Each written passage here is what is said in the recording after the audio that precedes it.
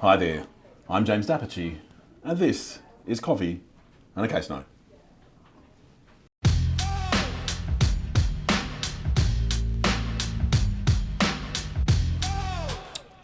Team, today we are going to be talking about a plaintiff and a company owned by the plaintiff, and a defendant and a company owned by the defendant.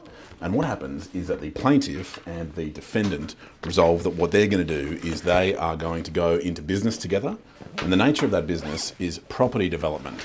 And what happens is they incorporate a company, and the purpose of that company is to conduct residential developments. Now, what happens is the plaintiff is put in place as a director, the defendant is put in place as a director and secretary, and the plaintiff company is a 1/2 shareholder, and the defendant's company is a 1/2 shareholder, and we have this new company established pursuant to this arrangement. Now, at about this time, the plaintiff and the defendant, and the plaintiff company and the defendant company enter into an agreement, the terms of which the court isn't really clear about.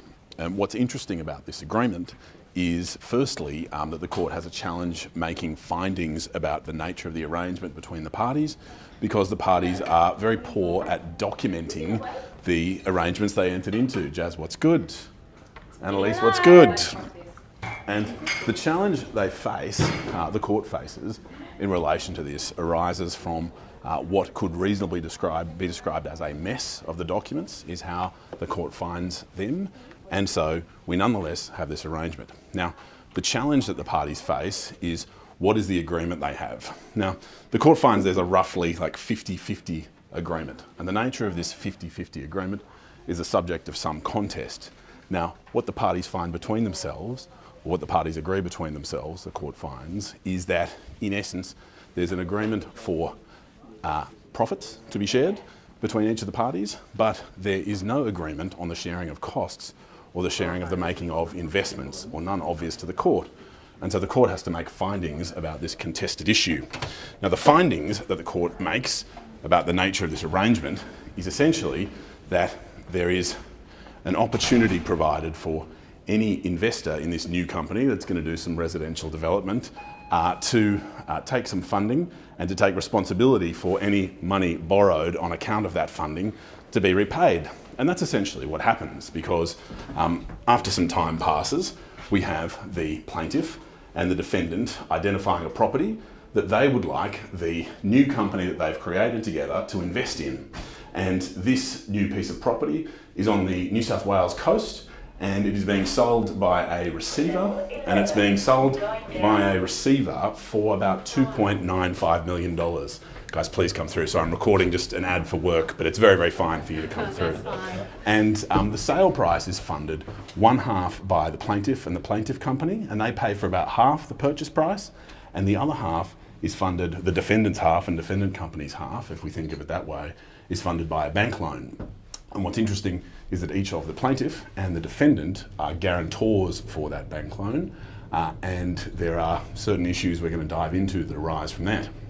Now, we now have the company that's bought. Remember, it's bought by this new company that we've incorporated, and the shareholders are plaintiff company and defendant company, directors, plaintiff and defendant. Now, what happens shortly after this is our plaintiff forms the view, for their own reasons, that the plaintiff company continuing to be a shareholder would be creating some risk in the hands of plaintiff company, some risk that plaintiff company might have to bear the costs related to the bank loan, or bear the risk associated with the bank loan. And for their own reasons, plaintiff agrees for plaintiff company to no longer be listed as a shareholder of the company itself that's doing the development. Now, also at around this time, the plaintiff wants to avoid the potential liability arising from a director's guarantee, and so stops themselves being a director. Now, despite this, the plaintiff continues to take what we might call the developer role, holding the purse strings of the development, and the defendant takes what we might call the builder role, trying to be on the tools. But even as I say that, the evidence is not absolutely clear as to which party is doing what. Now, things march along. In about 2017, we have the plaintiff continuing to make loans to the company. And these loans rack up. There's 300 grand here, there's 65 grand there. And we get to this point in 2018 where the plaintiff, and sometimes via other vehicles, has loaned about $3 million, sorry, I'll withdraw that, about $2 million to the company and has been repaid only $3,000. Now, alongside that, there is an offer made by an investor, and this investor offers to the defendant to buy the defendant company's shares. And the offer is, look, I'll buy half your shares, which is to say 25% of the shares in the development company for the amount of about $2 million. And this is at a stage when the company's short on cash. It's at a stage where the plaintiff has no control over the company because he's not a director. And it's at a stage where the plaintiff company is not a shareholder. So it's very hands-off in this position.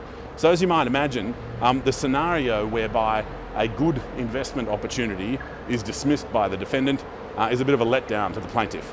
And from about this time, what the plaintiff resolves to do is to attempt to become a director again, and follows through on this resolution by sort of reinstalling themselves.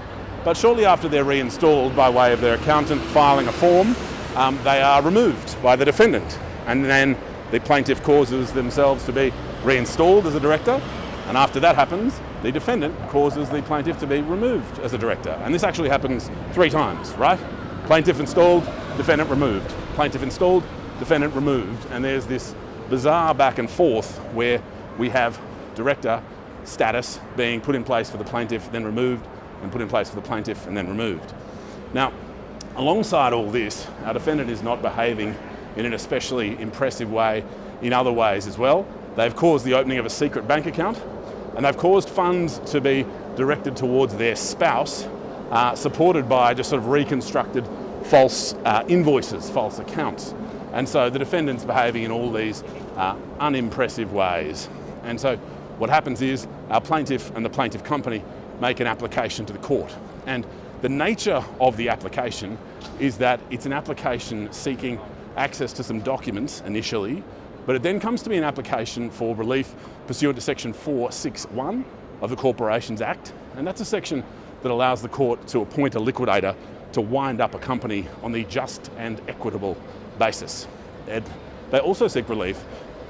Well, one of the other prayers for relief they seek is, sorry, let's swap hands.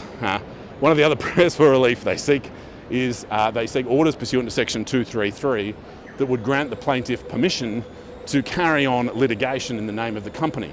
Now, it's interesting that such relief would be sought pursuant to section 233 because relief of that kind is usually associated with section 236, what we sometimes talk about and sometimes call a derivative action.